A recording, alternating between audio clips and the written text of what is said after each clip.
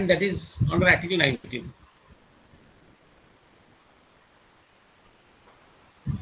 So, in a free and liberal economy, naturally, migration takes place. It's living, ଧରନ୍ତୁ ମୁଁ ଗୋଟେ ଜାଗାରେ native କିନ୍ତୁ ମୁଁ ଆଉ ଗୋଟେ ଜାଗାରେ ସେଟଲ୍ କଲି, that is migration.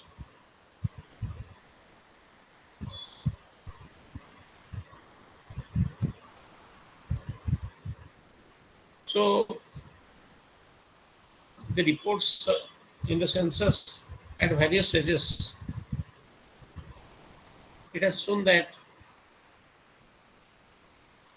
quite a sizable population sometimes they move from one place to the other. Say between 1976 to 1981, usually census data in that particular period, 7% of India's population they have moved within the country.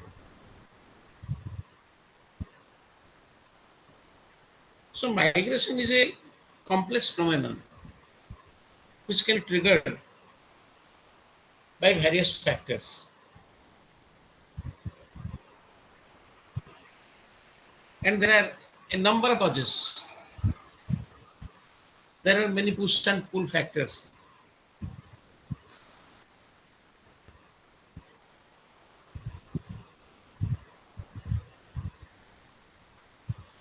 So you see, first of all, the important factor is earnings and employment opportunities. କିନ୍ତୁ ମୁଁ ଯେଉଁ ଜାଗାରେ ଜନ୍ମ ହେଇଛି ବା ରହୁଛି for the time being, it has no avenues for earning. That place doesn't offer much of opportunities for job. So naturally, I shall be tempted to move to the other places.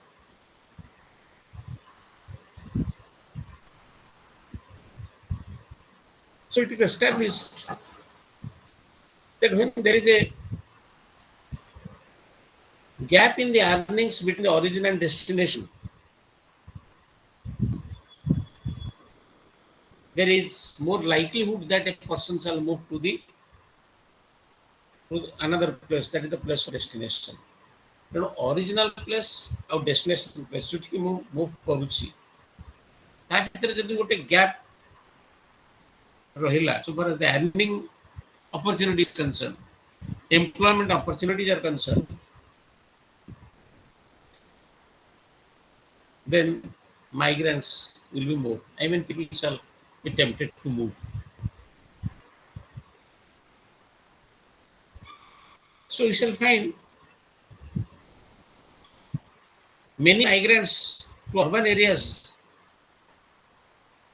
they enter the informal sectors.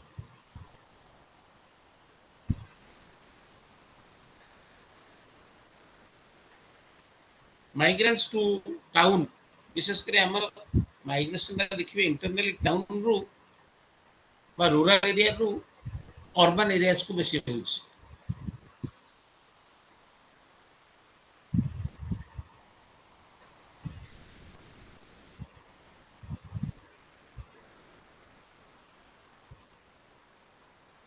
So the migrants to the town initially they may earn less than the observationally equivalent natives. But the evidence they have shown that this gap gradually disappears within a few years. And sometimes this may reverse. Initially, कौन हो गोटे migrant धरन्तु गोटे rural area रो गोटे urban area को जाउछि, तार income comparatively initially less है पारे. किंतु data होछि gradually this gap between the earning and the gap of the earnings between the native and migrant, it's a gradually disappear. एवं किछि वर्ष पर देखा जिवो जे migrants earning is more. I mean the trend shall be reversed.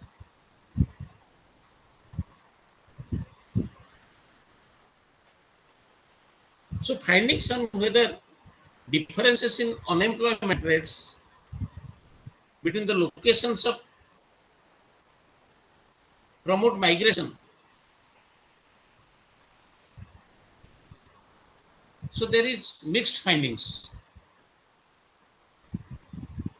Some evidence suggests that migrants often they identify their urban job before migrating, but the other migrants they do appear to search for work. ଦେଖନ୍ତୁ I think you find the difference. ଯେ migrate କରୁଛି ଗୋଟେ village ଏରିଆରୁ ଗୋଟେ urban ଏରିଆକୁ ଅନେକ ସମୟରେ କ'ଣ ହୁଏ ଲୋକ ପ୍ରଥମେ ଗୋଟେ ଜବ୍କୁ ଟାର୍ଗେଟ କରେ ଯେ ମୁଁ ଏଇ ଜବ୍ଟା ଏଠି ପାଇବି ଏବଂ ମୁଁ ଯିବି he identified the job where he shall be engage ସେ ଜବ୍ଟା ଆଗ ଖୋଜିଲା then he shall go migrate from his native place to the place of destination କିନ୍ତୁ ଅନେକ ସମୟରେ ମୋତେ ଦେଖାଯାଉଛି the youth they come out of the village areas then they are in search of employment in the town areas.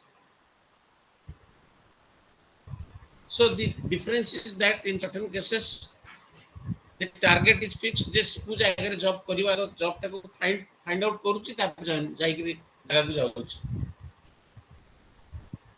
But in some other instances people come out of their native places in search ଏବଂ କିଛି ଦିନ ରହିକି ସେ ଜାଗାରେ job ଖୋଜୁଛନ୍ତି ତାପରେ ଜବରେ ହାଜର ହଉଛନ୍ତି.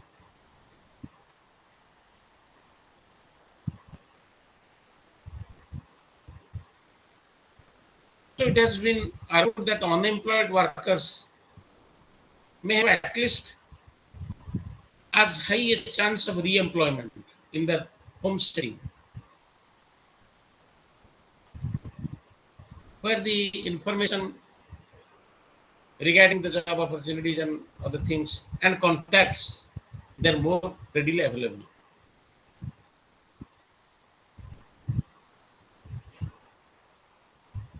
So hypothetically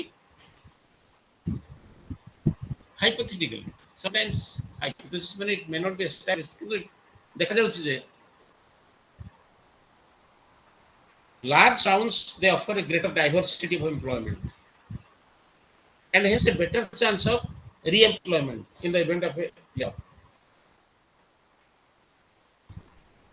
ସେଥି ମାଇଗ୍ରେଟିଂ ୱାର୍କର ମାନଙ୍କୁ ବି ଲାର୍ଜ ସିଟି ଯୋଡ଼ାକ ବେଶୀ ଆଟ୍ରାକ୍ଟ କରୁଛି କାରଣ ସେଥିରେ ଡାଇଭର୍ସିଟି ଅଫ ଏମ୍ପ୍ଲୟମେଣ୍ଟ ଇଜ ମୋର. ଇଟ୍ ଅଫର୍ସ ମୋର Jobs and better chance of also re-employment. ଧରନ୍ତୁ ଗୋଟେ ଜାଗାରେ ଜବ୍ ଲୁଜ୍ କଲେ ସେମାନେ ହଠାତ୍ ଆଉ ଗୋଟେ ସେକ୍ଟର ମତେ ଯାଇକିରି ଏନଗେଜ୍ ହେଇପାରୁଛନ୍ତି.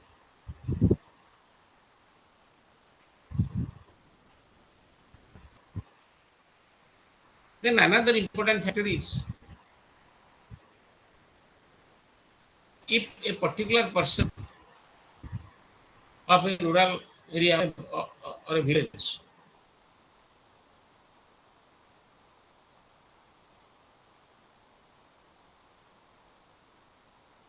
he has family and friends can find out the job for me. So this can prompt a particular person or encourage migration into the town.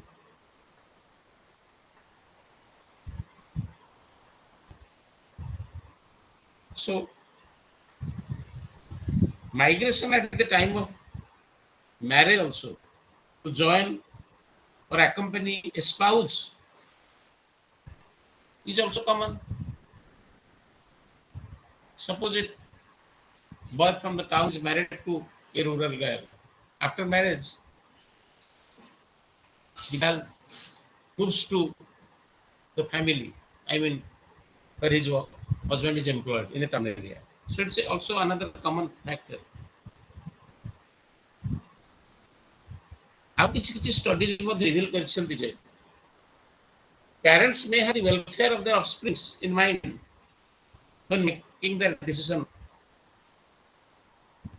for migration. ପିଲାମାନଙ୍କର welfare ପାଇଁ ଅଫସ୍ପ୍ରିଙ୍ଗ ମାନଙ୍କର ସେମାନେ ଭଲ ଏଜୁକେସନ ପାଇବେ ଭଲ ଜବ୍ ଅପରଚୁନିଟି ପାଇବେ and that is another also reason that parents also decide to settle in cities.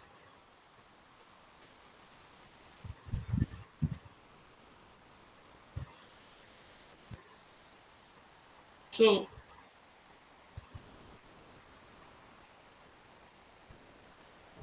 migration over short distances is much more common than migration to remote locations. ଅନେକ ସମୟରେ ଯେଉଁମାନେ ମାଇଗ୍ରେଟ୍ କରୁଛନ୍ତି ବା ଗୋଟେ ଜାଗା ଛାଡ଼ିକିରି ଆଉ ଗୋଟେ ଜାଗାକୁ ଯାଉଛନ୍ତି, they prefer the nearby areas. ହଠାତ୍ ସେମାନେ ଦୂର ଜାଗାକୁ ଯିବାକୁ ମଧ୍ୟ ପସନ୍ଦ କରିପାରନ୍ତି. So migration over short distances is more common.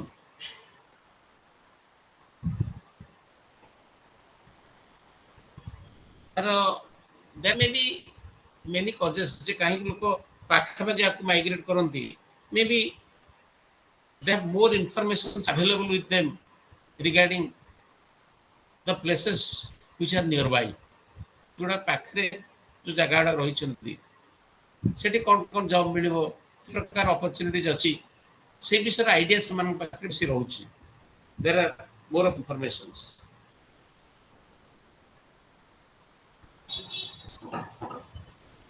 And there is lack of information about more remote areas.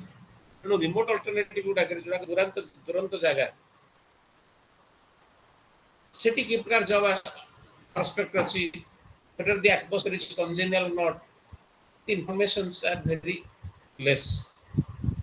That is why migration takes over short distances than over long distances. Then another factor is incomplete or imperfect local capital markets. They may encourage out migration.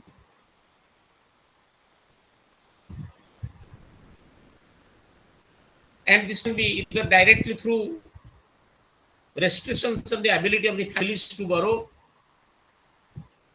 or indirectly through effects of employment creation.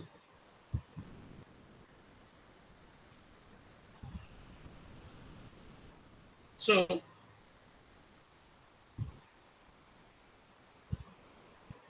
this involves two important implications.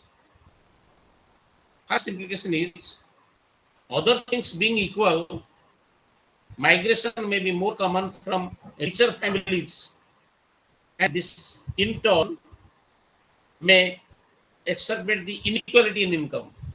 And second implication, as a region becomes wealthier, out migration may actually increase, because the financial restriction or constraint is reduced.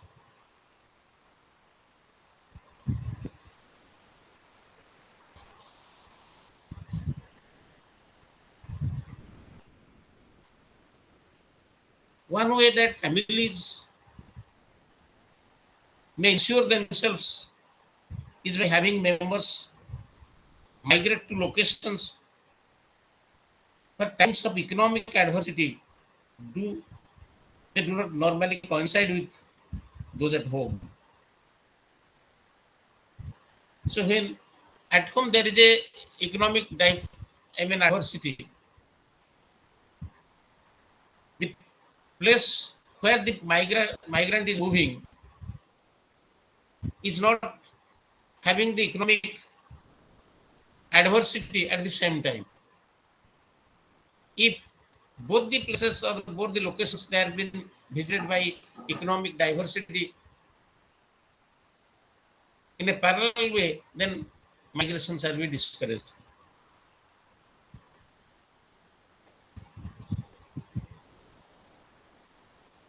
So remittances between the home base and migrant then enables consumption, smoothing, and the times of economic adversity do not normally coincide with that at a home. If at home there is a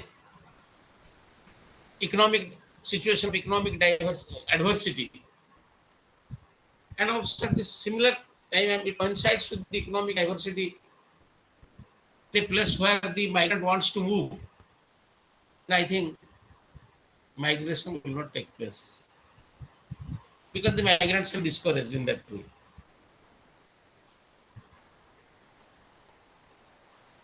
Availability of amenities and quality of amenities is another important factor to be considered. If there are improved amenities, opportunities in a location which can attract establishment of industries or which can create conducive atmosphere for agricultural expansion,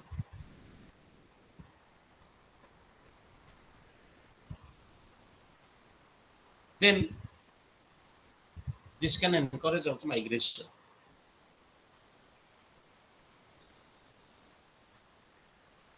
Because in these conducive circumstances can offer more of scope for employment expansion.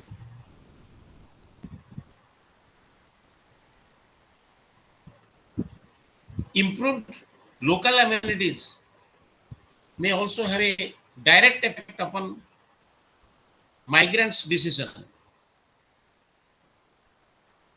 simply by making life in this setting more attractive.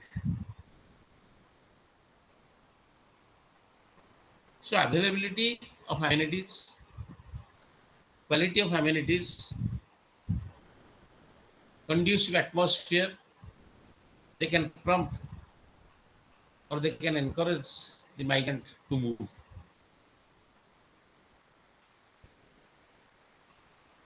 And also sometimes migration by Deshantaragama is prompted by incidents of violence, disease, natural disasters. ଏଗୁଡ଼ାକ ମଧ୍ୟ ଧୀରେ ଧୀରେ ଯଦି ଆସିବ, they can also impact the decision to move, I mean to migrate.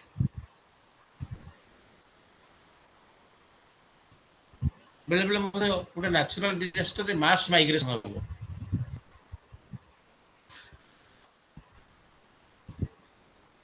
ଧରନ୍ତୁ ଗୋଟେ dam ପ୍ରୋଜେକ୍ଟରେ larger areas, many villages, they have been inundated. So there is a question of rehabilitation. ତାମାନେ mass scale ଲୋକମାନେ ସେ ଜାଗାରୁ evacuated ହେବେ. They shall be displaced and be settled in some other place. ବେଳେ ବେଳେ international situation ମଧ୍ୟ ସେୟା ହୁଏ. Violence, war, it can also cause international migration. ଧରନ୍ତୁ ରିଫ୍ୟୁଜି ମାନେ କାହିଁକି ପଳେଇ ଆସୁଛନ୍ତି, ବେଳେ ବେଳେ କଣ୍ଟ୍ରି ଯଦି ରିପ୍ରେସିଭ ମେଜର୍ସ ହେଲା, ସେମାନଙ୍କ ଉପରେ କୌଣସି ଦମନମୂଳକ ମେଜର୍ସ ନିଆଗଲା, this can prompt them to move to the other countries. That is international migration.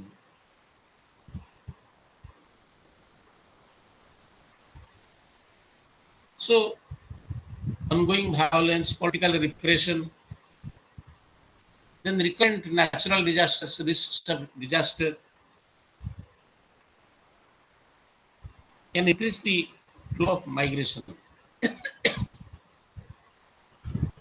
କିନ୍ତୁ यार कॉज ବା ଫ୍ୟାକ୍ଟର ଗୁଡାକ ୱେଲ୍ ଡକ୍ୟୁମେଣ୍ଟେଡ୍ ନୁହେଁ। ୟା ପରେ ଏତେ ଗୋଟେ ଏଭିଡେନ୍ସ କୁ ଡକ୍ୟୁମେଣ୍ଟେଡ୍ ବା ଗୋଟେ ଗ୍ୟାଦର କରାଯାଇ ପାରିନାହିଁ so far.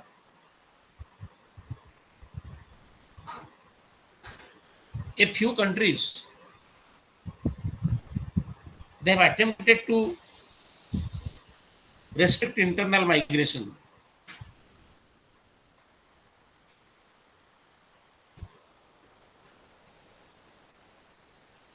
In a number of contexts, it has been found that expelled migrants, they soon return.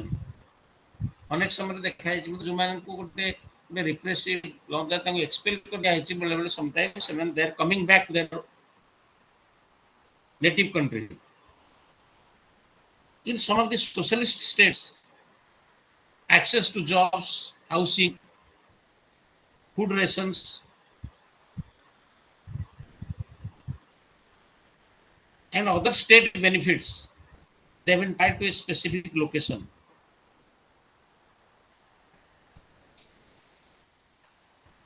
And this has effectively prevented migration by removing the incentive to work.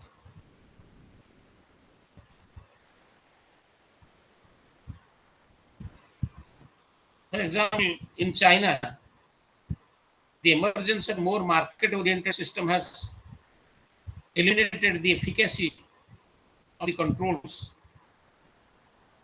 of the state, and migration has duly expanded.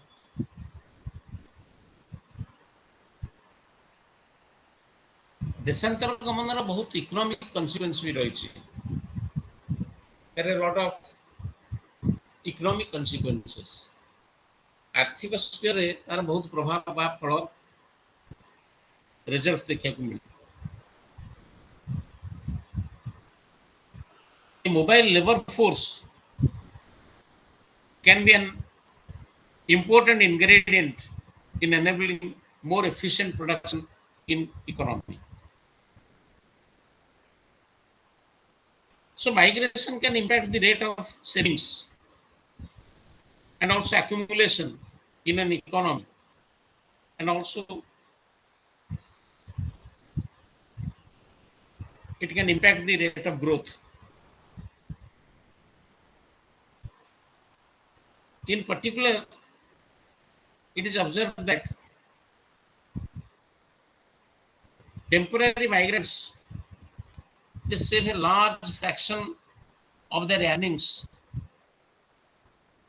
because risk averse migrants save for the return to a lower and less certain income.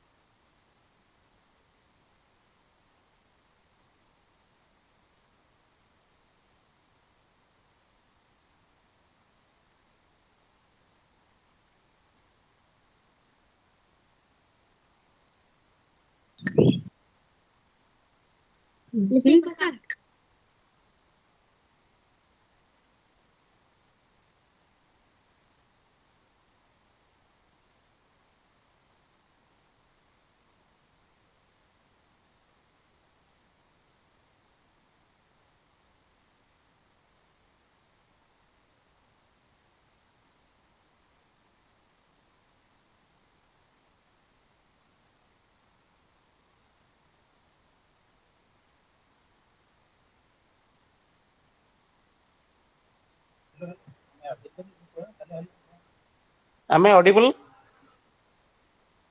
Hello, friends. Sir.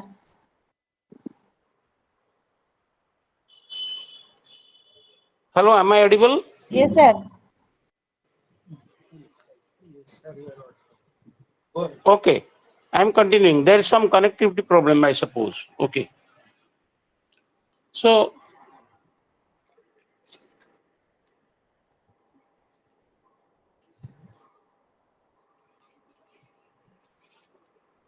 migration may not only change the efficiency of production, but also profoundly It can alter the distribution of income through a number of channels. Migrants, they presumably gain from migration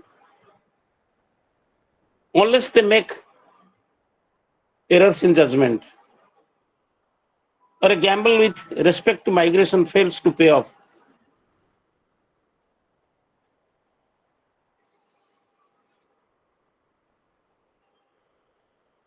The extent of social mobility which is associated with migration, it can vary.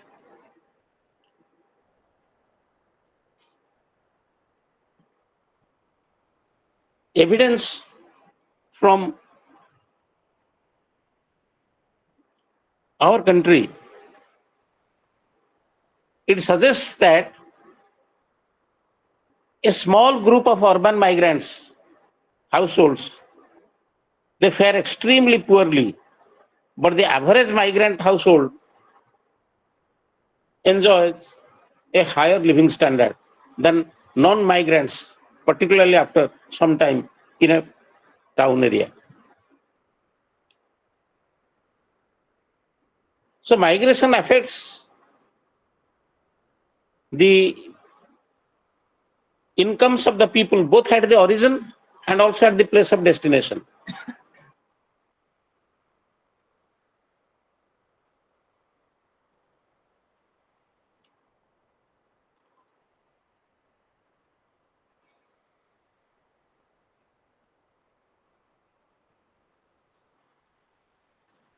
There is some evidence of agglomeration of economic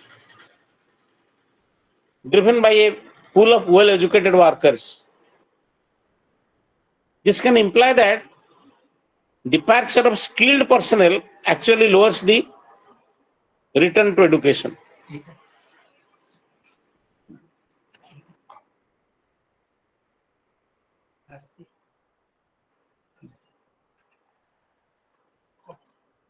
So, the education of children left behind by migrant parents faces two opposing forces.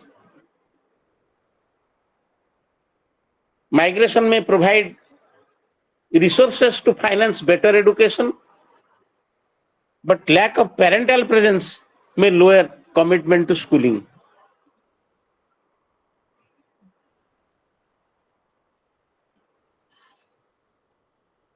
ତେଣୁ ବେଳେ ବେଳେ parents ମାନେ ଧରନ୍ତୁ ପିଲାମାନଙ୍କର better education ପାଇଁ ସେମାନେ ବାହାରକୁ ଯାଆନ୍ତି, but children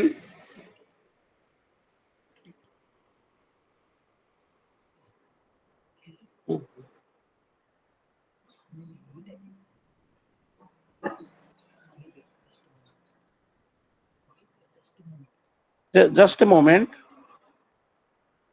Just a moment.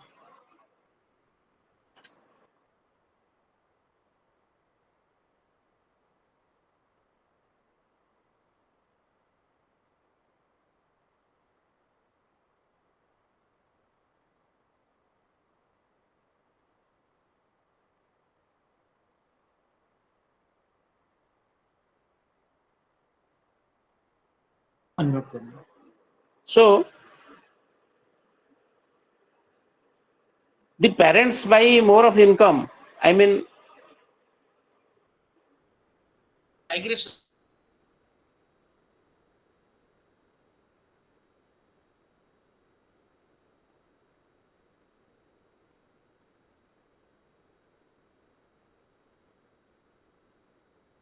Provide. Hello, am I audible?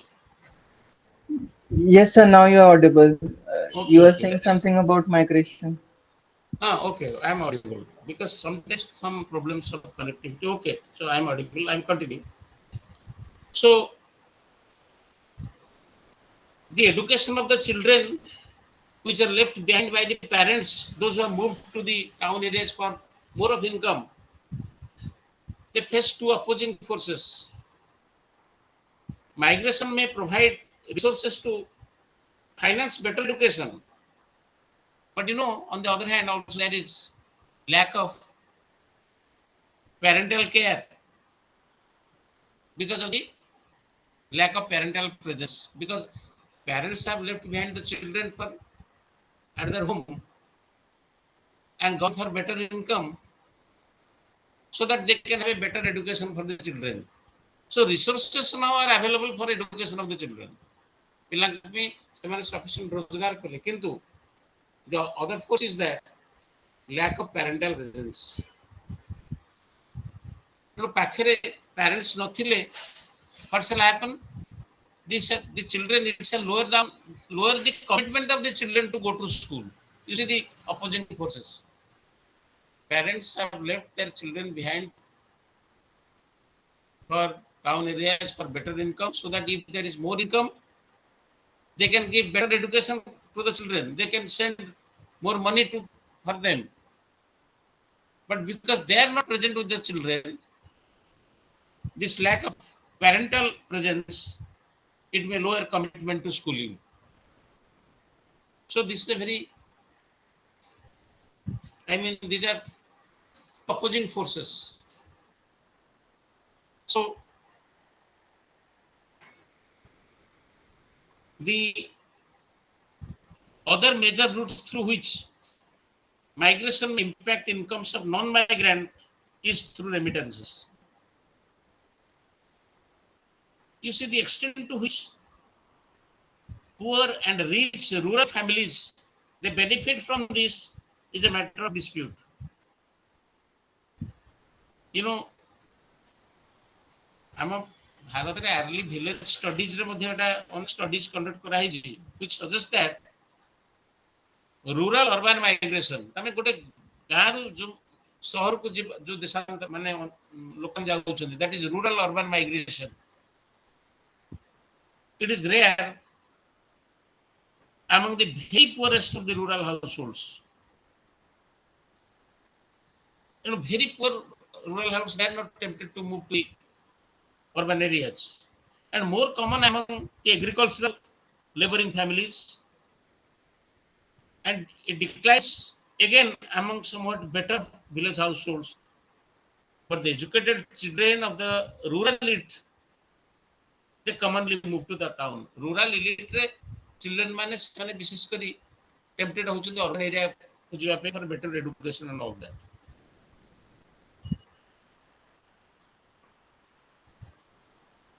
So these are some of the observations made by the studies conducted on rural urban migration.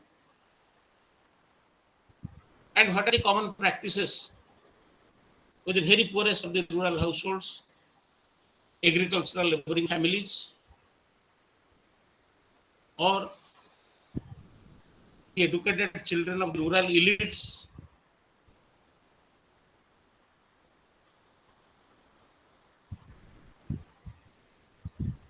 This is mostly a problem of the internal migration in India. देश भीतर जो migration टा होची, एवं demographers, they have viewed migration under 4 broad streams. That is migration within a rural area, migration within urban area, then also migration from rural to urban areas, then from urban to rural areas. That means also migration also can take a reverse direction from urban to rural. I mean, rural to urban migration also. No. Sometimes also it happens from urban to rural areas. So this is the broad streams of migration which have been given by few demographers.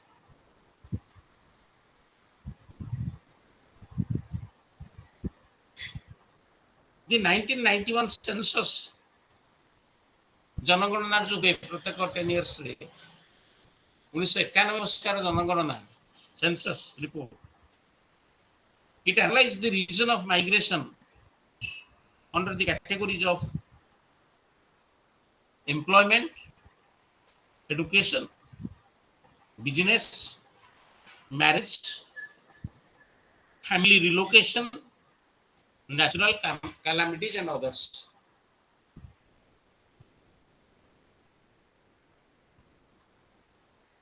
Of course, there are, you shall find from your texts the raw statistics like total migrant population as per the census of 1991 was 821 lakhs 7,175, roughly 9% of the country's population. And a migrant भितरु roughly 2/3 of these migrants are women, and only half that number are men. And also there is a breakup of different states presenting interesting variations so far as migration is concerned. Maharashtra received, this is a report, census report of statistics in my 1991 census report. Maharashtra received the largest number of migrants, followed by Delhi and West Bengal, Madhya Pradesh and Uttar Pradesh. And the largest migration out of any state is from Uttar Pradesh. प्रथम list को होची जो state गुडा को migrant को receive कले जो state को migrant माने आसिले Maharashtra received the largest number of migrant एनो महाराष्ट्र कारण सेठी बहुत इंडस्ट्रियल सेक्टर्स रहिला क्लॉथ मिल्स रहिला एनो सेठी की माइग्रेंट माने बेसी आसिले एनो statistics shows that Maharashtra received the largest number of migrants तारे इसला दिल्ली वेस्ट बंगाल मध्य प्रदेश उत्तर प्रदेश who state रो highest number of migrants gole, the statistics show it's from Uttar Pradesh, followed by Bihar, then Tamil Nadu, Karnataka, Andhra Pradesh, Odisha, Rajasthan and Punjab. Each state ru Maharashtra, Delhi इत्यादि जगह को बेसी लोक जाउछंती. So it is a statistics of migration into and migration out. को state को बेसी migration होउची एवं स्टेट रो बेसी माइग्रेंट माने पळौचंती को थारो देशांतर होउची अन्य स्थान को पळौचंती. This is statistics with by the census report of 1991.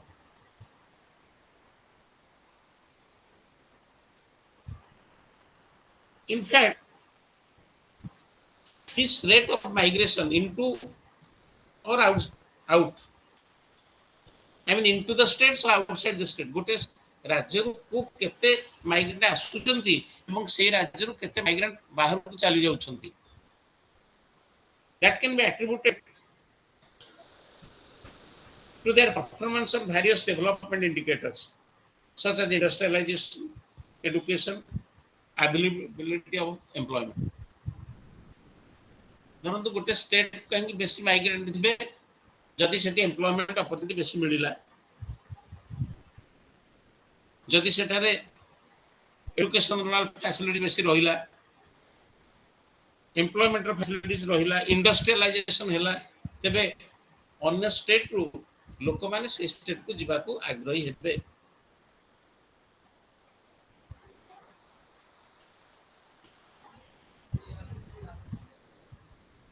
So these are naturally the factors or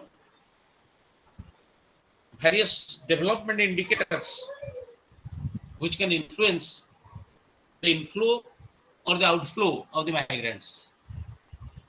गोटे स्टेट धर कौन सी इंडस्ट्री नहीं, कौन सी एम्प्लॉयमेंट अपॉर्चुनिटी नहीं, एजुकेशन सुविधा नहीं पे पढ़िया सेठी लोक मैंने नेचुरली अन्य स्टेट को खोजे जो एम्प्लॉयमेंट अच्छी जो भल एजुकेशन माने भल शिक्षा पाई परिबे से जगह को मूव करिया को से माने टेम्पटेड हेबे. It's not natural. India is constantly formed. We can say that it's a nation with an immobile population. And the volume of internal migration has been increasing steadily throughout this century.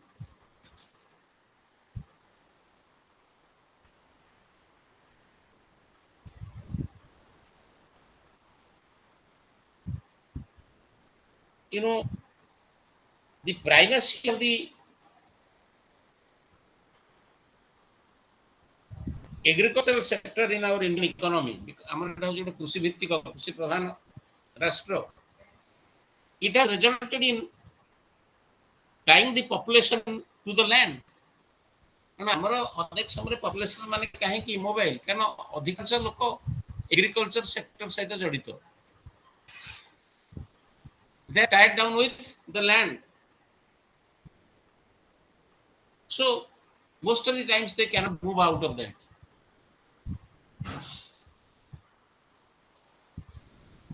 And it is also suggested that long distance urban world migration would only occur once the Indian economy develops a more industrial base. Industrial base को grow कला परे बा ताको establish कला परे long distance urban migration that took place. In urban sector there बेसी opportunities for job etc. they have been opened up.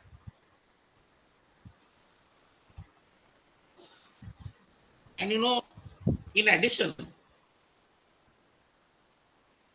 the dominance of agriculture has succeeded in creating a culture of settlement and cultivation. Because agriculture population is immobile, because it requires a settled population. You know, agricultural sector प्रायतः migration को discourage करे, परंतु मु गोटे चासी मोर चाष मो गाँ रे अछि, I am tied down with my agriculture, मु वर्ष तमाम मोर एग्रीकल्चर पछरे लागिले I can have my own livelihood, so naturally it will discourage migration. I shall not move out, it will rather discourage me to leave my place. You know,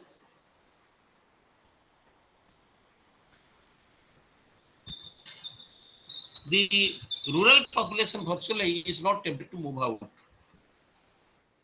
Another thing is very common observations.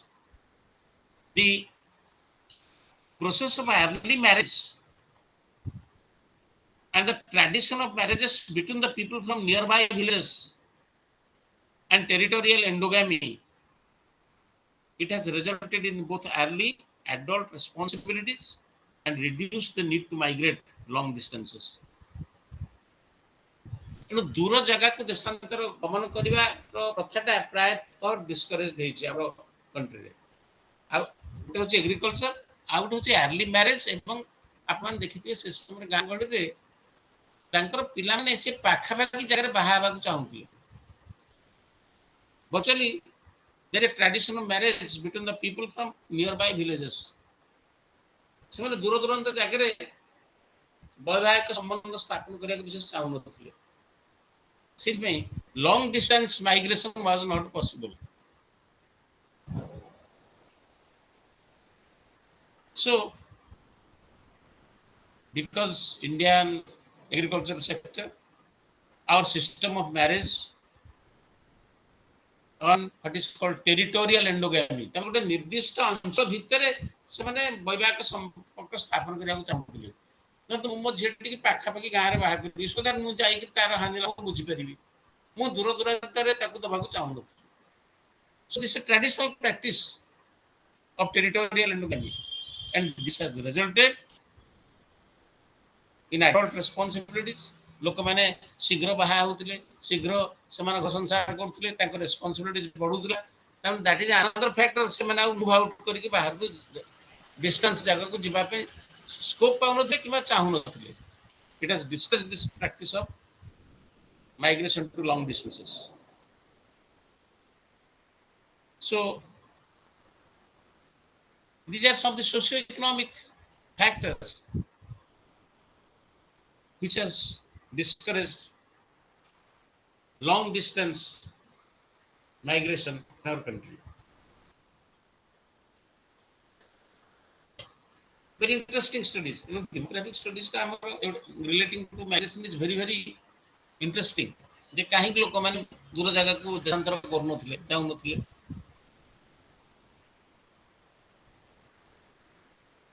1960 दशक 1960s migration was still dominated by local rural migration. I mean, this is demography মানে four broad sphere रे analyze करछनी. Within the rural areas migration नहीं परिबो, within urban areas नहीं परिबो, from rural to urban, then from urban to rural. 1960 दशक रे migration was still dominated by rural migration, local migration, very local.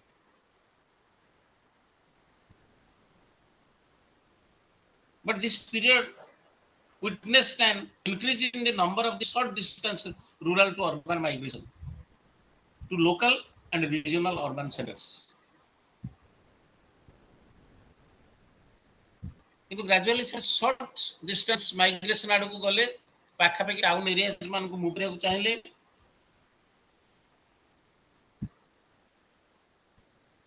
and long distance migration is still a minor aspect of India's migration system.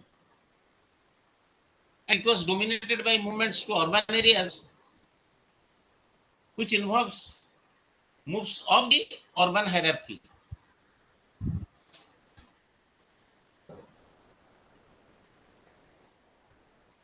एणु 1960 दशक रे urbanisation trends आसला धीरे धीरे शहरीकरण हला. More of city life has been polarized. So this decade represents a period of substantial growth in urban economies and also saw the beginning of the urbanization process in India.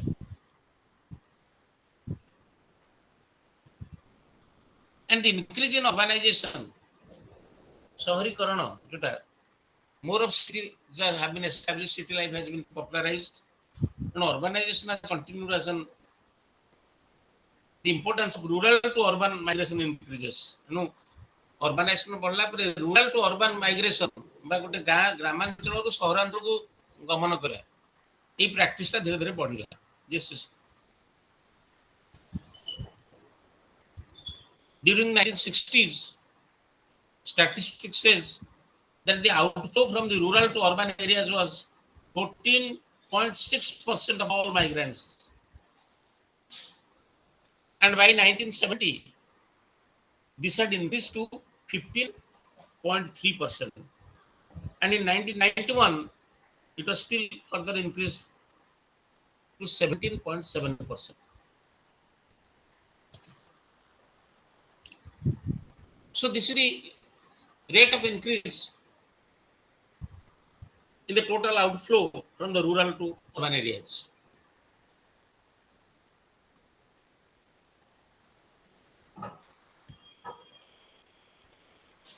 So likewise, there are a lot of studies, surveys, statistics, which you can find from different texts and all that, which I have just given few examples, not to overburden you with so much of statistics. What are the characteristics of the migrants? देशांतर करूची जे move करूची माने गोटे जगह रो आ गोटे जगह को जाउची.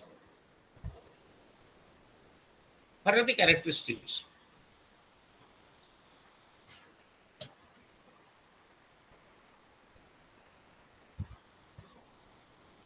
या ऊपर बहुत एम्पिरिकल स्टडीज हेची.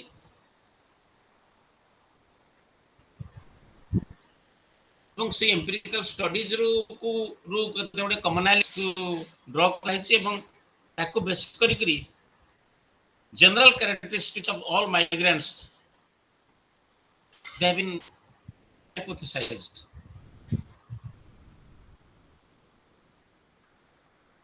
The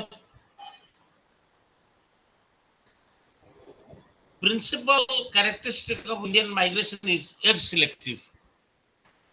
ଭାରତୀୟ ଏଇ ଦେଶାନ୍ତର ଗମନ ମାଇଗ୍ରେସନ अर्थ गोटे जगह गोटे जगह ଯିବା ଖାଲି ଦେଶ ଅନ୍ୟ ଦେଶ ନୁହେଁ ଗୋଟେ ଅଞ୍ଚଳ ଆଉ ଗୋଟେ ଅଞ୍ଚଳକୁ ଯିବା ଯୋଉ ଗମନ ପ୍ରଥା ପ୍ରଣାଳୀ ତାକୁ ମାଇଗ୍ରେସନ କୁହାଯାଏ ଇଟ୍ ଇଜ ଏଜ୍ ସିଲେକ୍ଟିଭ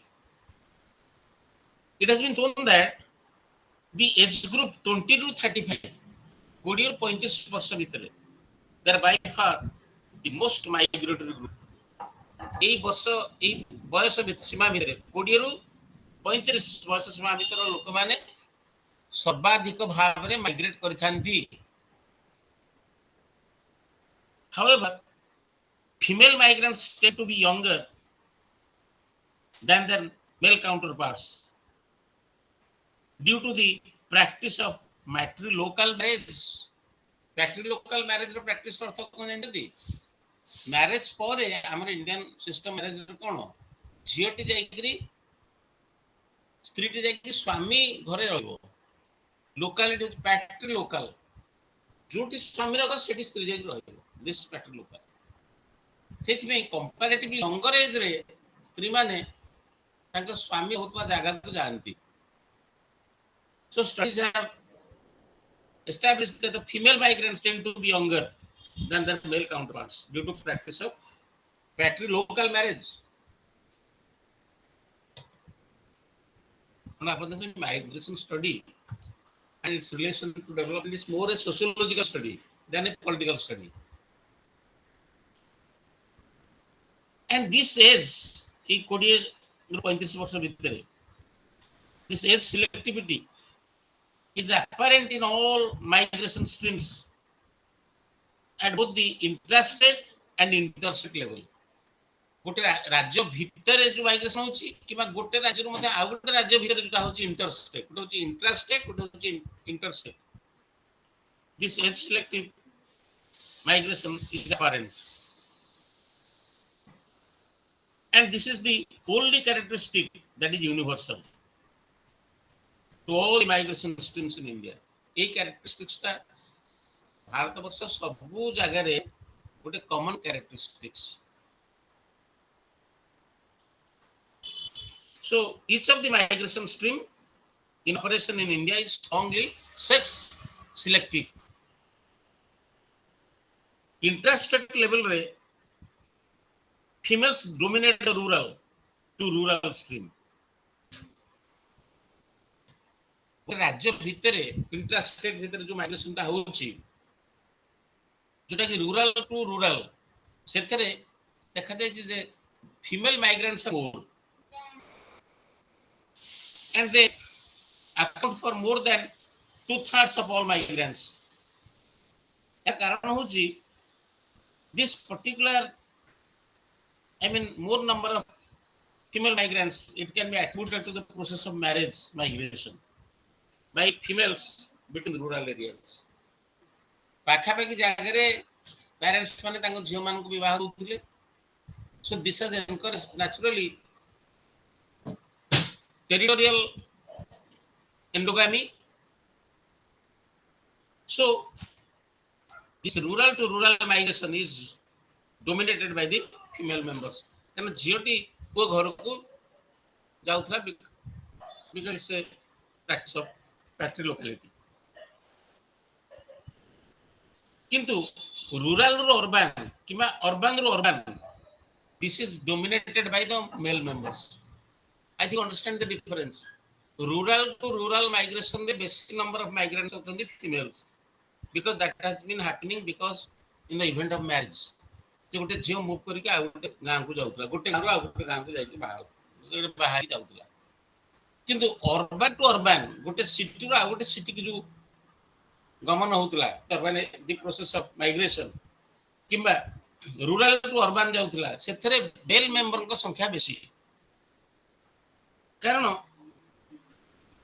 गोटे मेल मेंबर गोटे गां रु से गोटे शहर को जाउथला in search of jobs so it is more common with the male members not with the female members.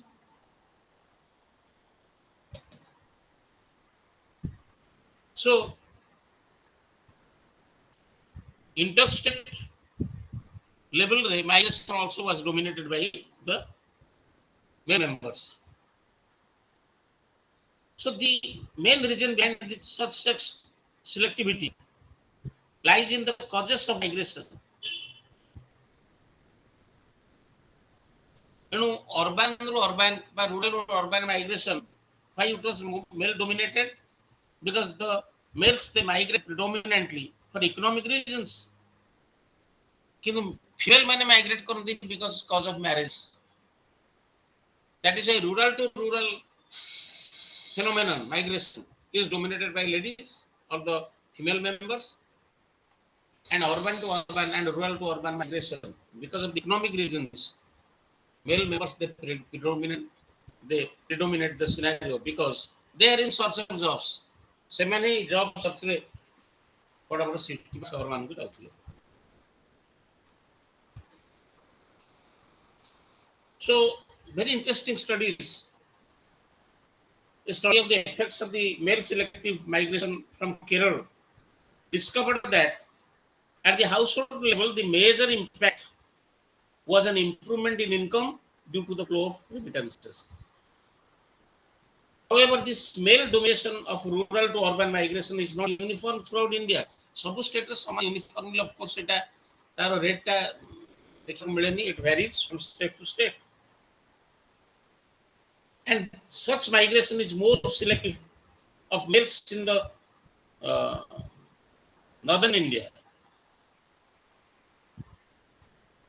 And in the south, there is a trend towards increasing female participation in rural urban migration.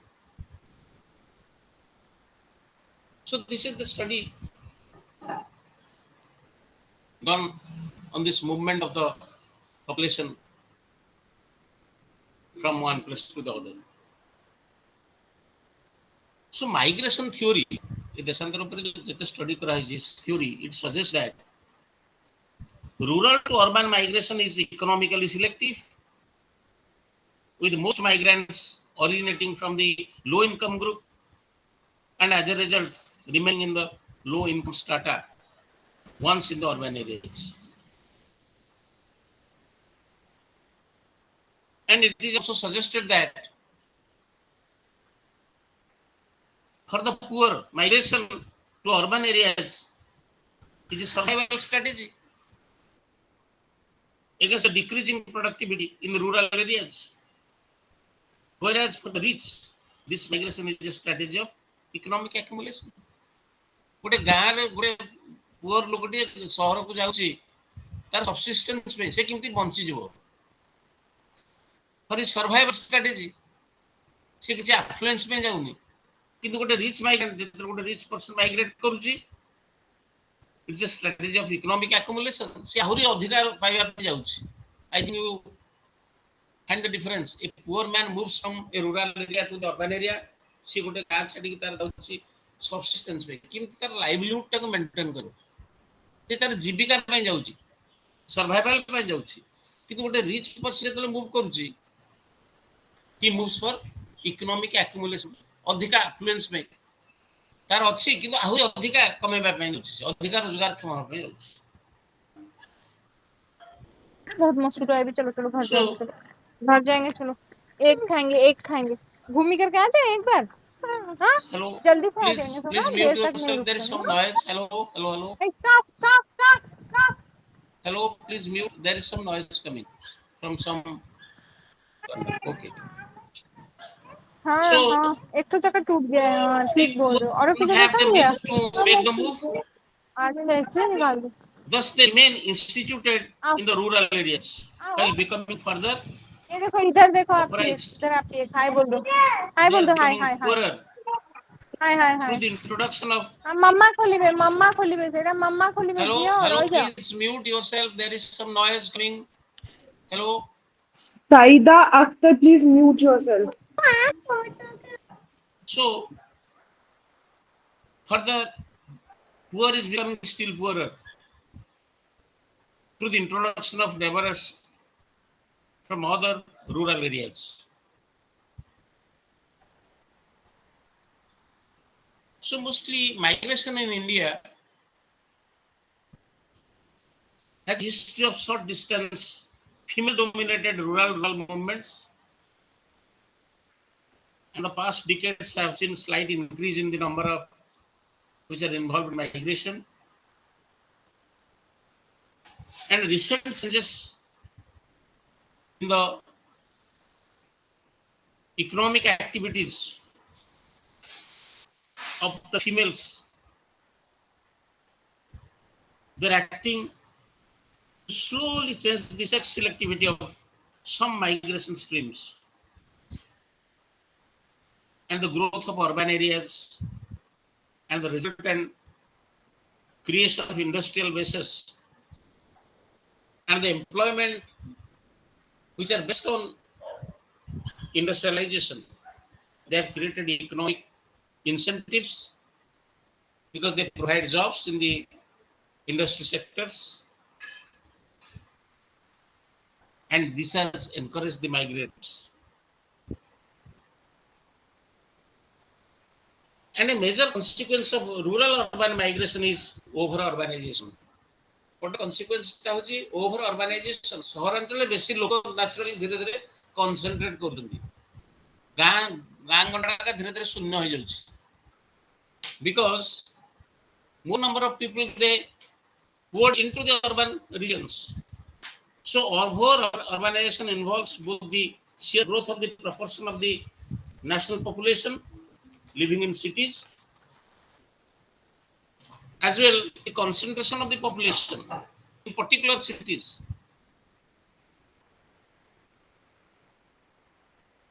And to the extent that rural urban migration leads to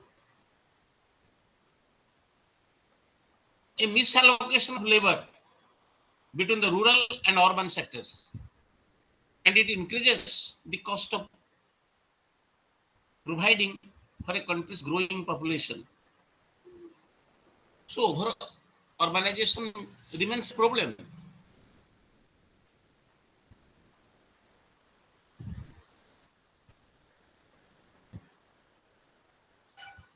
There is a tension between the individual and national interests in the problem of over urbanization. For the individual, the rural dweller, migration may be a rational response to economic realities, and it is not so easy to dismiss the advantages which is to be gained from this move. But what about the increasing pull on urban resources and also the amenities by the migrants from the point of view of the state? So national policies, they contribute sometimes to over urbanization. When there is severe imbalance in the income earning opportunities that exist between the city and countryside, people are forced to live in search of urban jobs. So government policies, they need to create more viable balance between the rural and urban economic opportunities. Over urbanization को हमें control करिबा, it can streamline. Specific short, medium, and long-term policy tools are available to accomplish this goal. And there must be a realistic combination of the rural development and dispersed urbanization strategies. And the short-term policies might include the generation of rural employment and related income earning opportunities. And this could be done with the help of rural public works programs for the landless, for the unskilled workers, for the semi-skilled workers.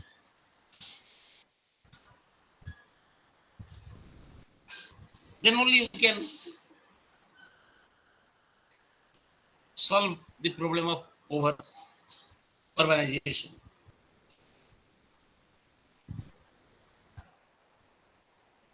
over the medium term and more fundamental institutions and structural changes.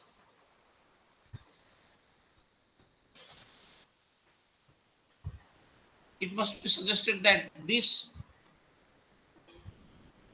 structural changes must include major reordering of development priorities, in which comprehensive rural development assumes great importance.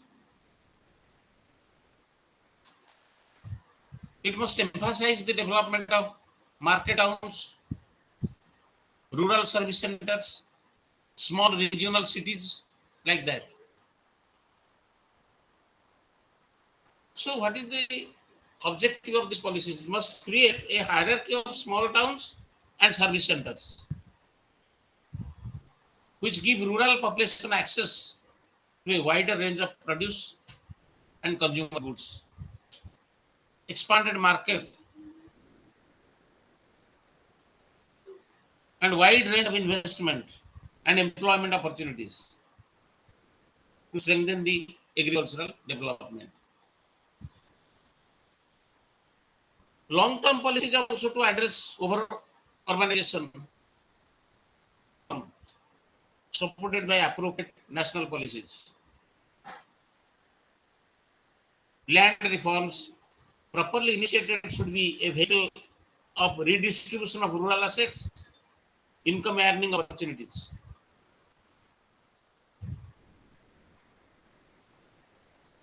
So,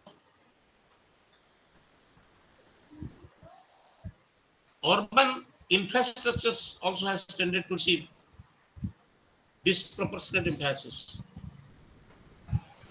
Say when it comes to education, for the countryside, it has been relatively ignored. The disparity between the wage levels in the rural and urban areas is a problem. It has to be addressed. There is also a paradox that depressed agricultural price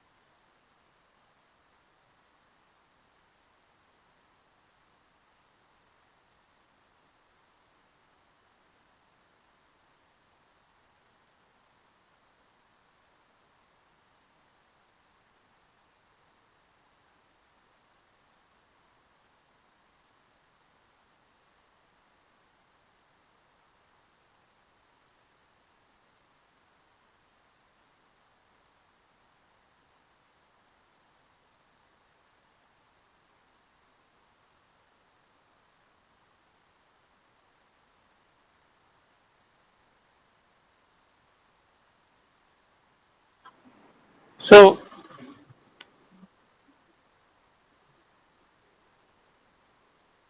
a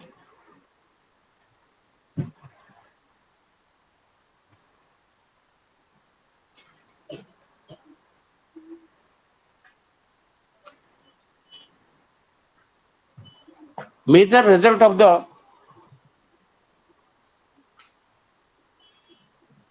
rural urban movement is over urbanization.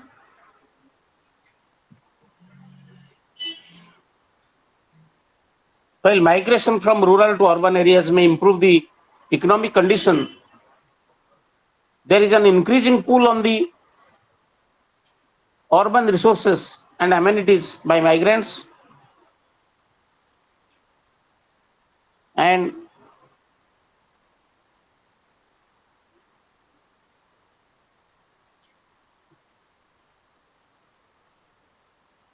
government policies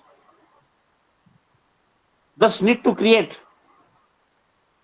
a more viable balance between rural and urban opportunities. Policymakers should be aware of the impact of the specific economic policies on population shifts.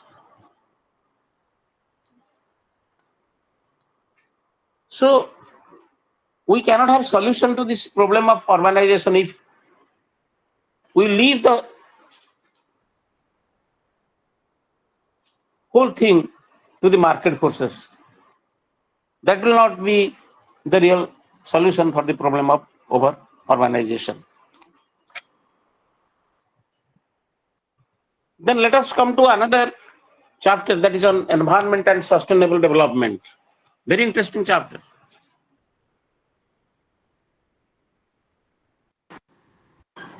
Am I audible? Hello? Yes, sir. Completely audible.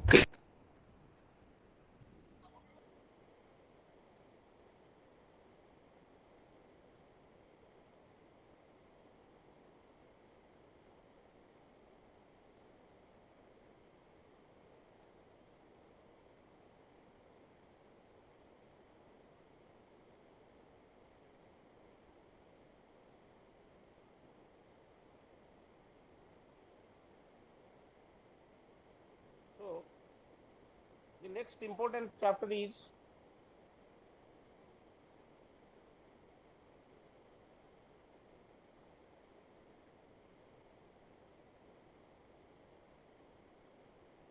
hello. Hello, hello. Um, voice is slow, sir. Hello, hello, hello. Yes, sir.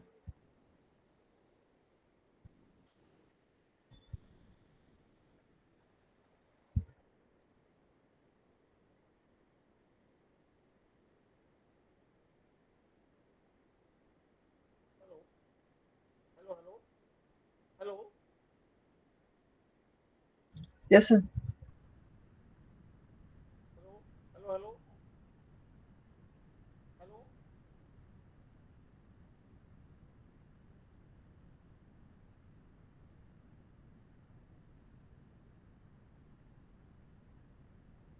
Hello, hello, hello. Yes, sir. Hello, hello. Yes, sir. Am I audible? Yes, sir. Yes, sir. Hello, friends. Am I audible? Yes, sir. Yes, sir. Yes, sir, you are. Listen to me. Can you listen to me? Sir, your voice is Can you fluctuating. listen to me? Sir, not properly, your voice is fluctuating. Sir, please, mic, sir, keep it Hello. near your. Yes, sir.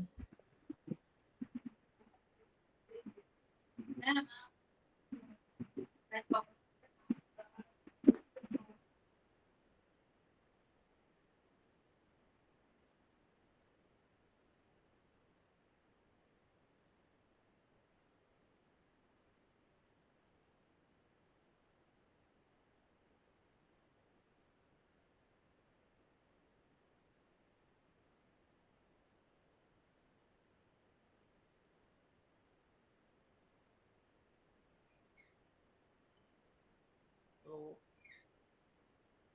Hello. Yes, sir.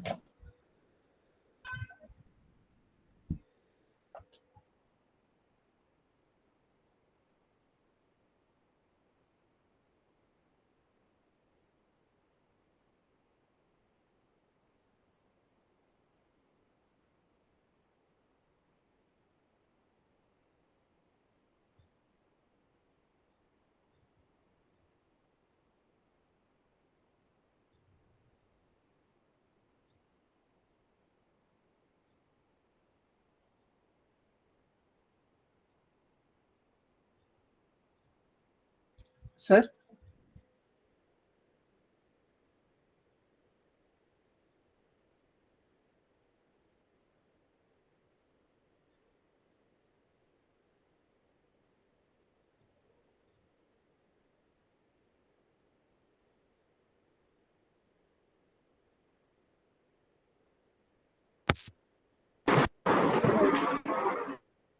Hello. Yes, sir.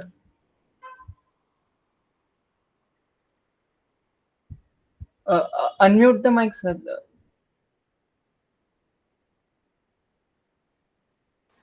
Hello. Yes, sir. Hello. Yes, sir. You're Now audible, sir. my voice is audible. Yes, sir. Yes. Completely Okay. Thank audible. you. So there is a problem of connectivity. Now we shall continue. Okay. Yes, sir. Unit 23, sir. Now should I continue? Yes, sir. Hanuman Sunit Environment Pansandi and Mothik sustainable sir. development. Hello. Yes, sir. Am I audible? Suna Jauchi, sir. Yes. Okay. So the next unit we shall cover environment and sustainable development. Very interesting chapters.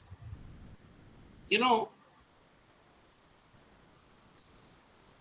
present day development as a concept, an aspect of state policy, definitely has assumed a lot of importance.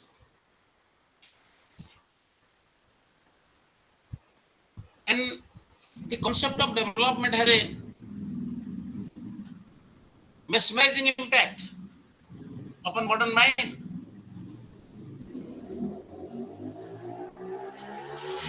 The magic of development is all pervasive. तो capitalistic model of development आम्ही कौचे socialistic model of development कौचे let us say in case of India Nehruvian और model of development कौचे model of development कौचे so all the states irrespective of their nature like socialist or capitalist they pursue development goals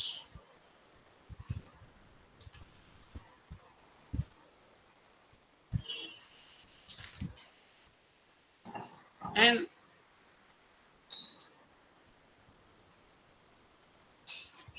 development context is सबुठारु important जिनस होची the concept of sustainable development which has come up in the context of environmental conservation. But you know, in the present day world, both the developing states and also the developed states, they are striving towards a goal of sustainable development.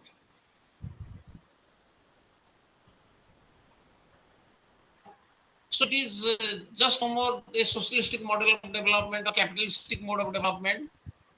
All the countries of the world, both developing, developed, they are striving towards this concept of sustainable development. आम्ही ताका ओडियात कहया निरंतर विकास, the development that sustains itself. And the origin of this concept of sustainable development is credited to Brundtland Commission report under the auspices of the United Nations World Commission on environment and development. Because you know, there is a continuing antagonistic relationship between the Pax Economica and Pax Populi. And the development and environment had been the main concern of the thinkers for a long time. In other words, how to give a human face to economic development. कारण देखागला आम्ही economic development बा केवल आर्थिक विकास को over emphasise करिबा that shall create a lot of problems for environment. But environment is the most important factor nowadays. Why nowadays? It's a factor starting from the human civilization because it gives us the life support system. We sustain our life from environment. So we cannot pursue the economic policies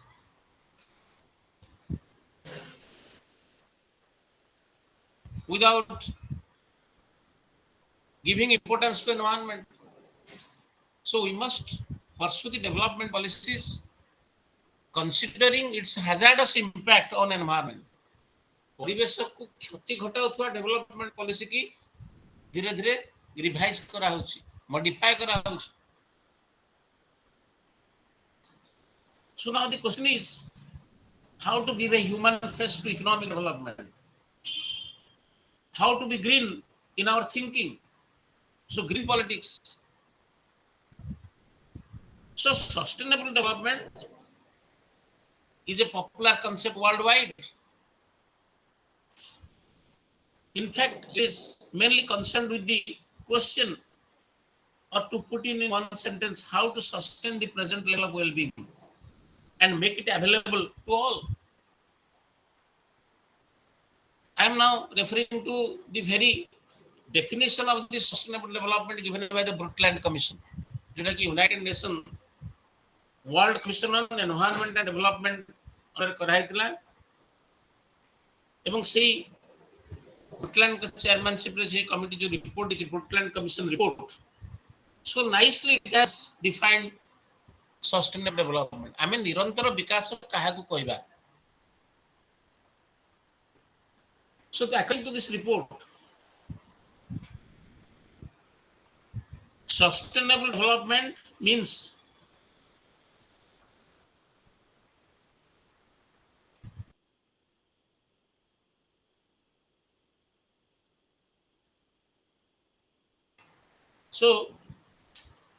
sustainable development means development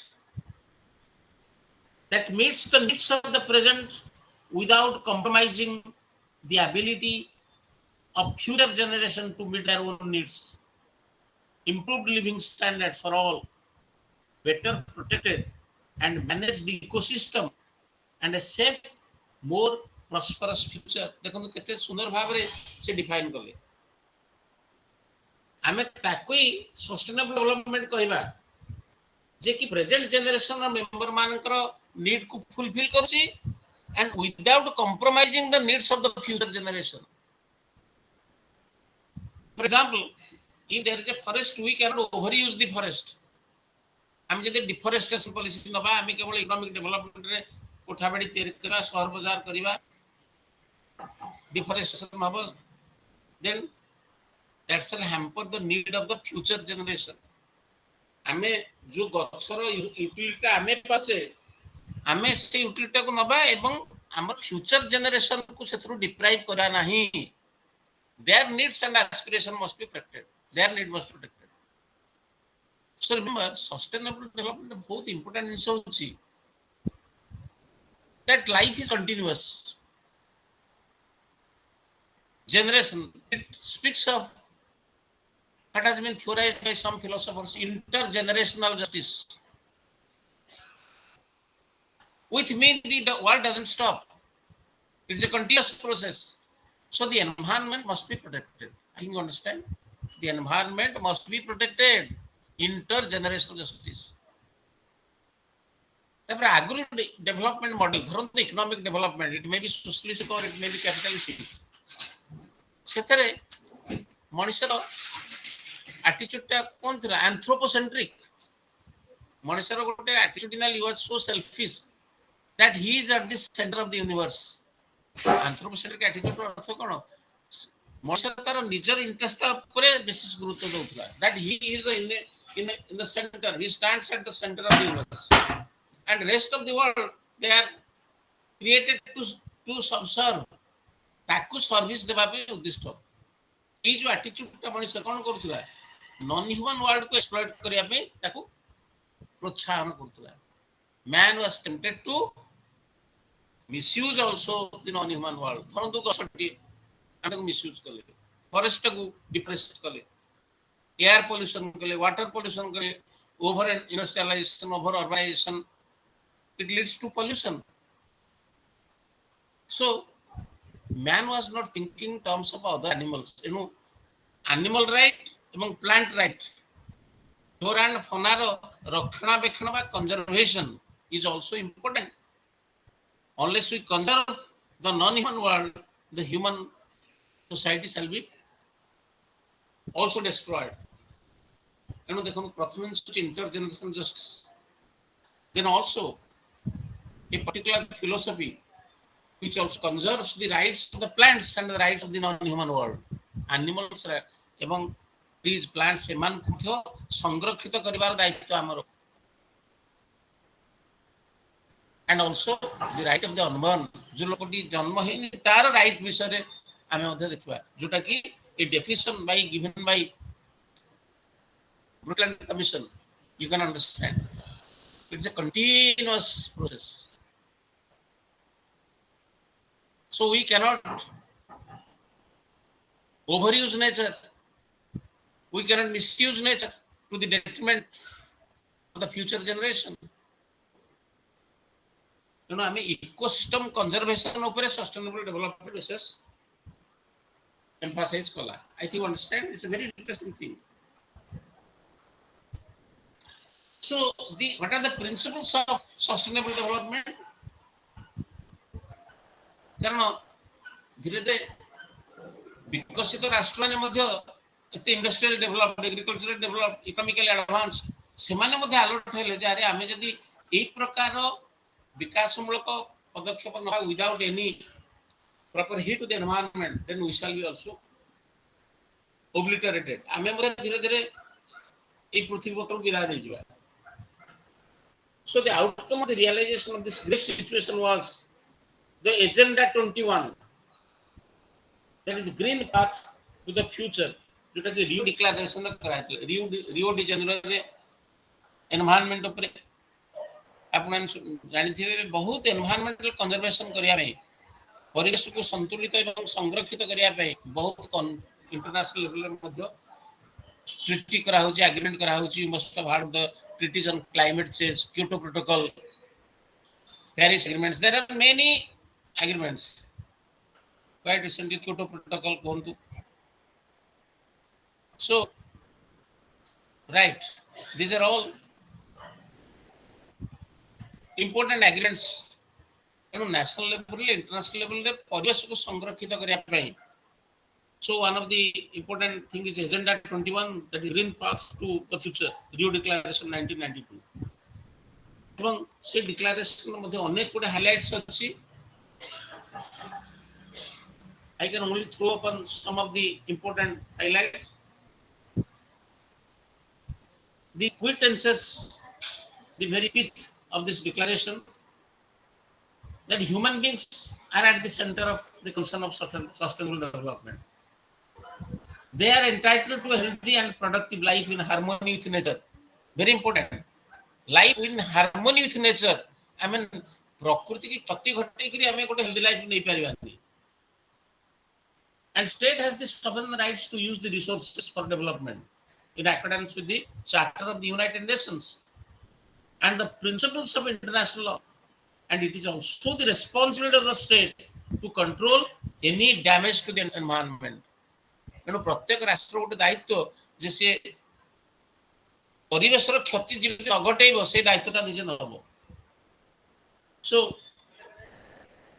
right to the development must be fulfilled by maintaining the intergenerational equity, just ମୁଁ ଆପଣଙ୍କୁ କହୁଥିଲି। ଆମ present generation पर जे generation ସରିଯିବ, ଏ ଆଇडिଆ is ରଙ୍ଗ। We must think in terms of the rights of the future generation. So, eradication of poverty, there are many problems. They can be properly addressed if sustainable development projects can be taken up. Cooperation between the states and individuals can be more effective in improving the standard of living of the people. So, you know, there are many important highlights. Is Agenda 21 Karachi green paths to the future. मैं जोड़े कहूँगी Rio Declaration. So there are number of points that have been taken, which you can find in a detailed way from the texts and all that. So, nature ता है नहीं तापरे में dominate करियो है. Stewardship of nature is most important. What is stewardship? Rational use. हमें प्रकृति को rational भाବରେ use करियो है. That is most important. So, economic growth should be linked with sustainable development. States should ensure that global economic system, particularly the world market, relations, trade policies, which are discriminatory against the poor countries should be changed in order to achieve sustainable development. ତେଣୁ comparatively richer country ମାନଙ୍କର ଯୋଉ dominance over poor countries ରହୁଥିଲା, less advanced countries ମାନଙ୍କର ରହୁଥିଲା, that must go. Otherwise, we shall find that environmental conservation is not possible. Environmental conservation, sustainable growth is possible only through the cooperation between the developed world and the underdeveloped world.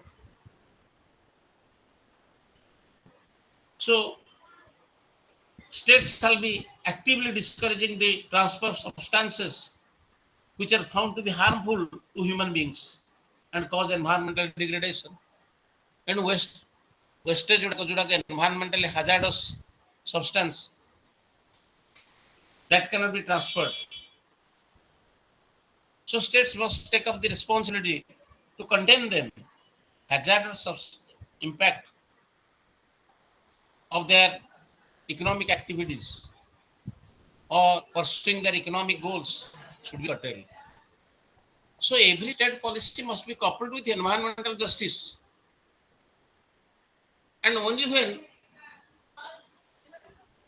a state law is environmentally or eco-friendly, then only it can be leading towards sustainable development. And by that way also we can increase its political acceptability. But a state policy eco-friendly होगा दरकार. और कौन सी policy की कौन सी state encourage करिबोनी जहाँ की environmentally harmful हेतिबो, जहाँ की परिवेश प्रति क्षति पहुँचुथो. So there are many very important points which will be very. So also there is a working list of indicators of sustainable development, like the indicators under the program of work as indicators of sustainable development of the Commission on Sustainable Development, CSD, like equity, health, education, housing, security, population, then atmosphere, land, oceans, seas, and coast, fresh water, biodiversity. You know, these are the very important areas. Biodiversity conservation. Water resources must be protected. Then consumption and also production patterns, institutional framework, institutional capacity. These are some of the themes. Some of the themes are social, some of the themes are environmental, some are economic, and some are institutional. All these theme indicators framework that has been designed by the Commission on Sustainable Development. So, sustainable development has become the catchword. अन्य कौन सी model of development हमारा present generation को बा world को के environmental catastrophe रक्षा करि परिबन. Environmental hazard को check करिया हेले we must pursue sustainable development. Maybe a poor country, maybe a rich country, because it is direct. Sustainable development is directly linked to the survival of human being. आम जति sustainable growth by development को pursue करिबानी हमर survival shall be in question. The human existence shall be in question. So remember, this chapter is, I think, the most important chapter. That is that how the development policies must be pursued and all that. So environment and sustainable development, that constitutes the very theme for the policymakers, for the common man, and for all the institutions of the developed and developing societies. Then economic reforms and globalization, the next unit on 24. I think within another 20 minutes I shall cover up that.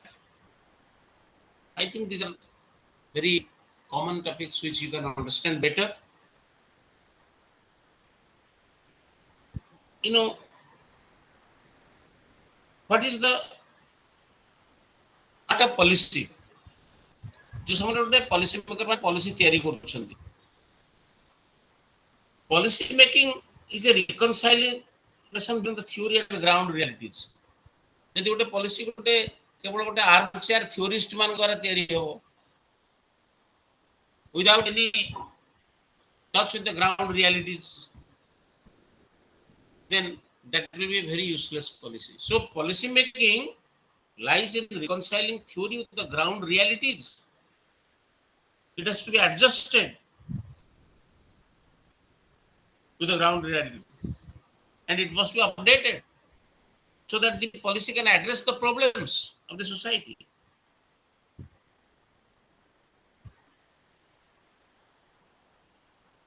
So, you know,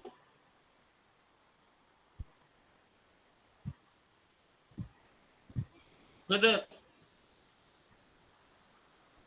policy makers should depend on the market or there should be planning and government interventions. These things have to be very critically analyzed.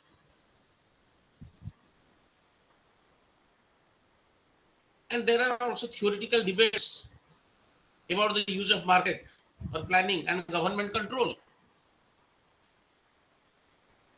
A major preoccupation of economists in the 20th century, particularly after the establishment of the Soviet Union, it has been the question of relative role of the government and the market in the management of an economy. And this question received increased prominence with the depression of 1930s. And broadly, there are three sets of questions, three sets of issues, beliefs about managing the economy. A particular group believes that markets lead to a desirable outcome, which is technically known as Pareto optimal. Technically, they go the Pareto optimal, which means markets lead to a desirable outcome. So there is no need for government intervention. This is one group's thinking. A second group holds that while there are shortcomings in the operation of market economy, government should not intervene. And a third group believes that government intervention can improve the operation of the economy through members of this group. So these are broadly three sets of beliefs.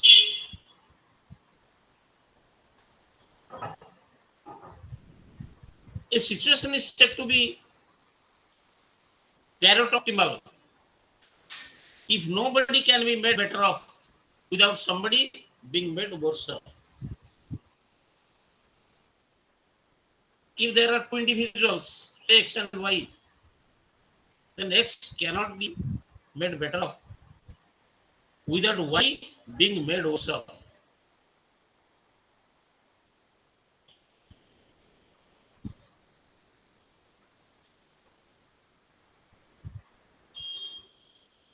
Then would a market economy perform better or worse than a planned economy? This question was first raised in context of debates about planning in Soviet Union.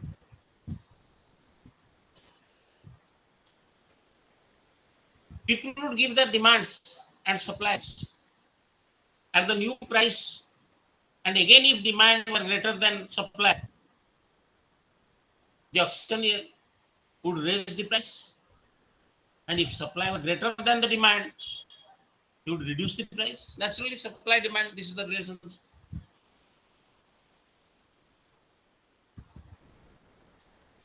Planning board in a planned economy could play the role of the hypothetical auctioneer. He can auction in a market and so ensure that equilibrium was reached. The state in a planned economy could rectify the two shortcomings in a market economy. It could bring about a desirable income distribution, and also the state by its own investments could ensure the socially desirable growth rate. So, in this process, the planned economy would reach also a Pareto optimum situation.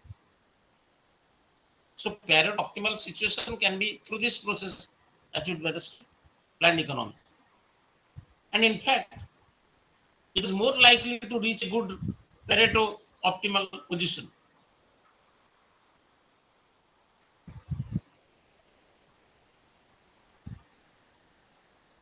The expectation was that in a socialist economy, the individual would behave differently. But for many reasons, the planned economies were not able to eliminate the alienation which has plagued the workers under capitalism. And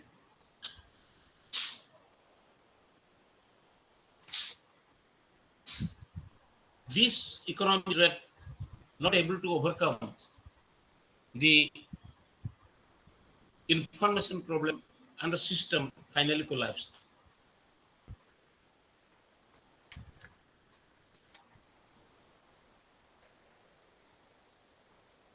What about development planning in India? When our countries embarked on the planning adventure, the economy was predominantly agricultural. We know our city agricultural economy, and with a very small industrial sector limited to mainly cotton and jute industries, and a low rate of saving, about 10% only. Indian entrepreneurs, they are mainly involved in trading activities, and they had experience of operating only in the textile industry. A higher rate of growth was needed to reduce the extent of poverty in the country. But accelerating the growth, it requires higher investments and large imports of capital goods. So in India, the state was the agent for bringing about industrialization.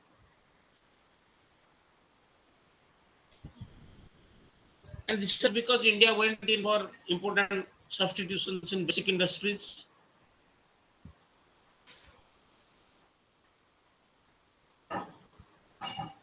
Development of the basic industries would free the economy from dependence on import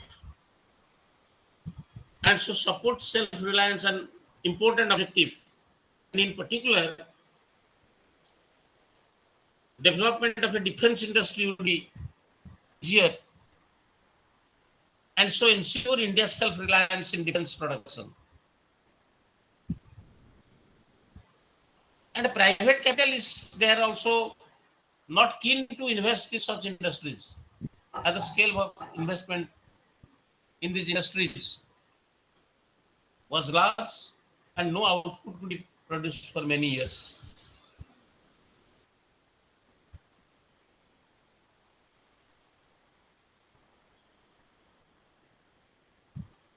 So what was the trade policy of India before 1991? India has opted for ISI strategy.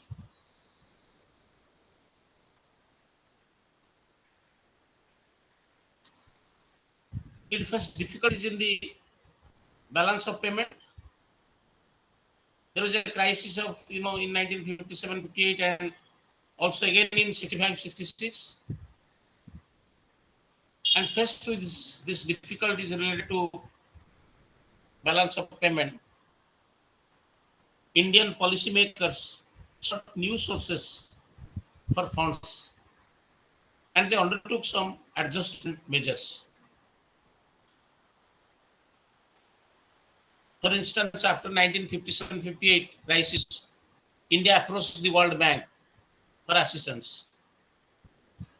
And the World Bank established the Aid India Consortium. Aid through this consortium financed much of the public investments in second and third year plans. The size of the plan was also reduced. The 65-66 crisis resulted in more far-reaching changes.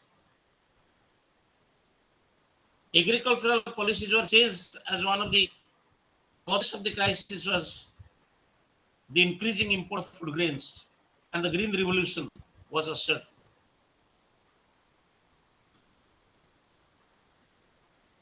The changes in the agricultural policies were successful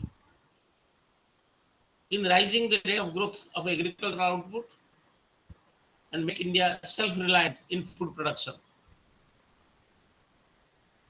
So accordingly, trade policies were also changed. For example, which includes a devaluation of the rupee. But there was much less political support for the changes in trade policies than for the changes in agricultural policies.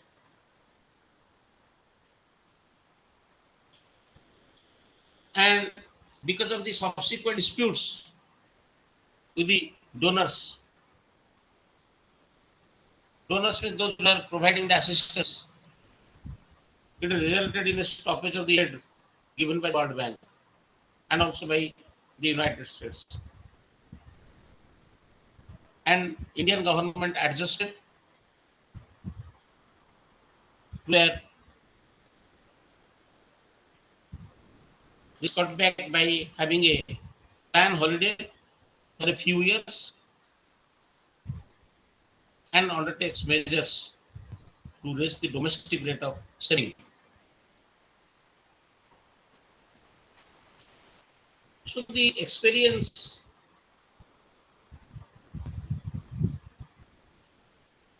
of these years, it had an enormous influence on Indian policymakers. So the adjustment measures and early experience of structural adjustment resulted in the decline of per capita income. The BOP crisis of 73-74 resulted in a mixed response of seeking new sources of finance and adjustments. Borrowings were also undertaken from the oil facility of the fund and from the fund's trust facility.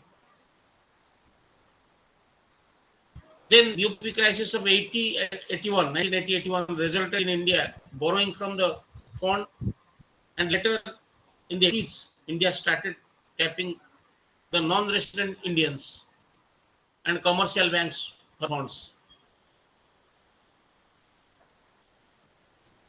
Then what about the 1991 crisis? The liberalization and its economic consequences, which has come in the buggy of globalization.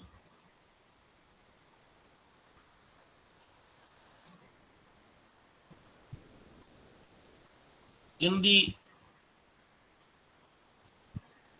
Indian policymakers tackling the 1991 crisis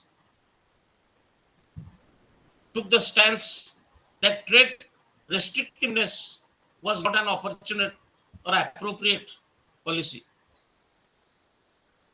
and that the economy should become more open. And the industry regulations that had governed entry into an industry and also govern how much a company could produce had outlived their usefulness. So our policymakers have drastically reduced the level of protection in economy.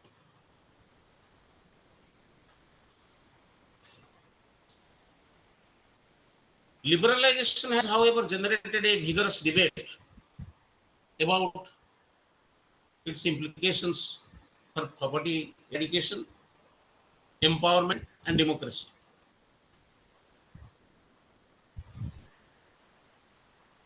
The objectives of Indian policymakers since its inception of planning was to achieve what is today called just growth,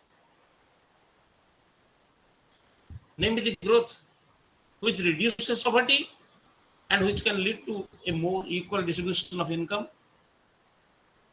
and is accompanied by democracy. You know, democracy always promises a more egalitarian system, which is believed to be connected with political rights, and the political rights could not be guaranteed without economic rights. Economic rights consisted both of reducing poverty and reducing inequality. And there seemed to be no contradiction between reduced poverty and reduced inequality. Ever since 1971, Garibi Harao slogan by then Mrs. Indira Gandhi's administration, the public has been aware of the need to reduce poverty and income inequalities.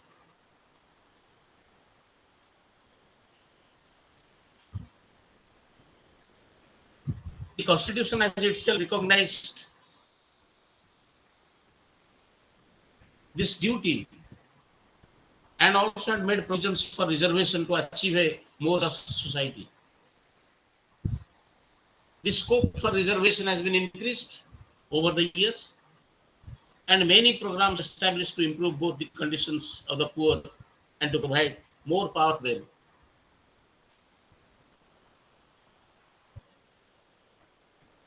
What about globalization, its impact after 1991? Globalization changes the role of the state, though it does not necessarily lead to its reduction. Instead of the state being involved directly in production, the state has to provide both physical and human capital. And state also has to act to draw the poor into the economic system and to improve their situation. And furthermore, the state has to act to regulate private enterprises. So instead of increasing the production, the state sets up regulatory institutions. So after this advent of globalization, the process of liberalization has raised new questions about the role of the state to achieve just growth.